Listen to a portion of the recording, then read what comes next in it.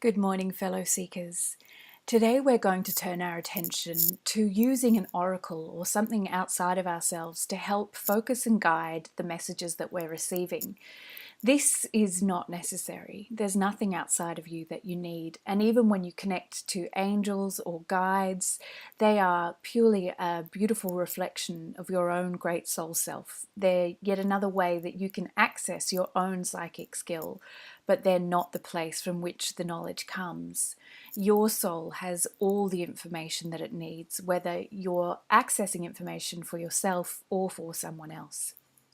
But having an oracle, whether that be a set of cards or a pendulum or anything else that's outside of you in physical form, can help us focus our attention and energy. The thing is, there's a whole universe of information out there, universes upon universes, in fact. And sometimes we need to focus the energy in order to receive it in the most effective way. There's a lot that Spirit wants us to know, but we may have something in particular that we would like an answer to. So let's begin by talking quickly about how that process can happen, and then we'll actually go through the process together. You might want to find yourself in your own home, or you may want to go and purchase a pack of oracle cards. These can be any cards. These ones are the Magdalene oracle cards, and I'm a particular fan of Mary Magdalene and her energy. But there's millions and millions of cards available. It doesn't matter whether you use these or whether you use a pack of playing cards. Really, the information, as we said, is coming from in here. But with these cards, you will find a subject usually upon the page of each card, no matter what deck you're using, and that will give you something to focus your attention on. And particularly as we're beginning out on this journey, that can be a huge help.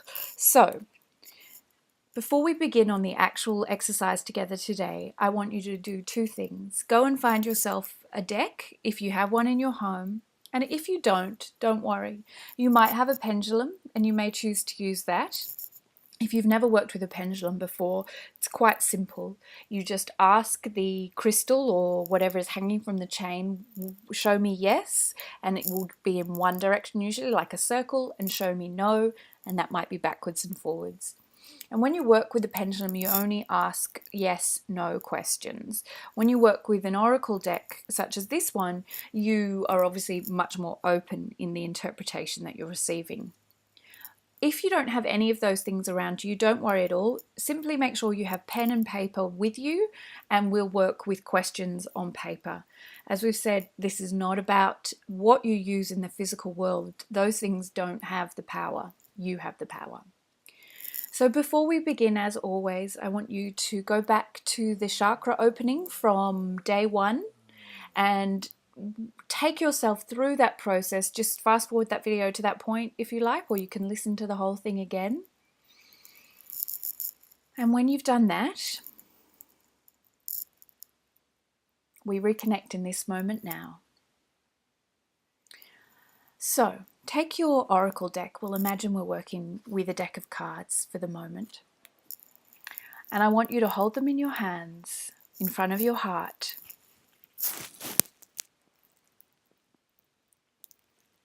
And feel your energy flooding into those cards. And the energy of the cards, or the wisdom of the cards, flooding back into your heart. When you're ready, just gently shuffle the cards. You don't need to do this too thoroughly. It's really just about putting your imprint on them. And then simply split the deck at some point and take the half that's on the bottom. Now, what you can do here is just look at the card you've chosen. I'm very lucky here today. I have the beautiful Kuan Yin, and her message to me today is gratitude. If you don't know who Kuan Yin is, she is like the Mother Mary energy of the Buddhist faith, and she's a deeply powerful feminine energy. Very beautiful gift for me today. Now, in all of these cards, we're just going to draw one to start with. You'll get a little book, but I don't want you to look at that book. That's someone else's interpretation, and they've written these cards, and that's their privilege to give the cards the meaning they want. But you're using this card as a way to access your own soul wisdom, your psychic ability. So I want you just to look at the card that you've drawn, breathe into it, and then just simply say out loud, or you can write down with pen and paper, the meaning of this card for me is. And close your eyes.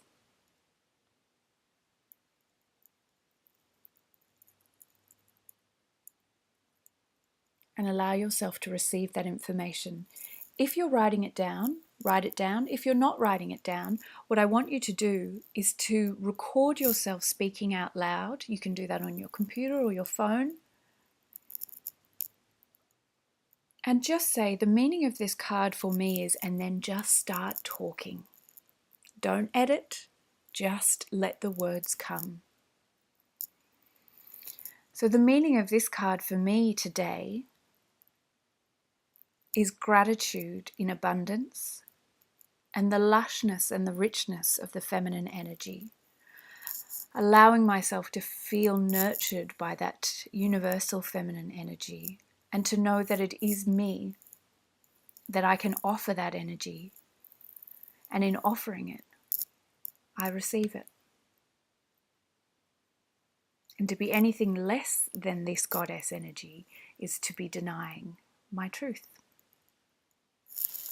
So thank you, Kuan Yin, for that beautiful message today. What you can do after you've received the message, and in starting it might only be a word or a feeling or a thought. It doesn't need to be a whole conversation. You can go to the book that comes with the deck and look up what it actually means in terms of the person who wrote the deck, and allow yourself to receive that information, because it can really back you up and also just make you feel more confident about what you're doing. Just checking what my card was called. So my card was gratitude.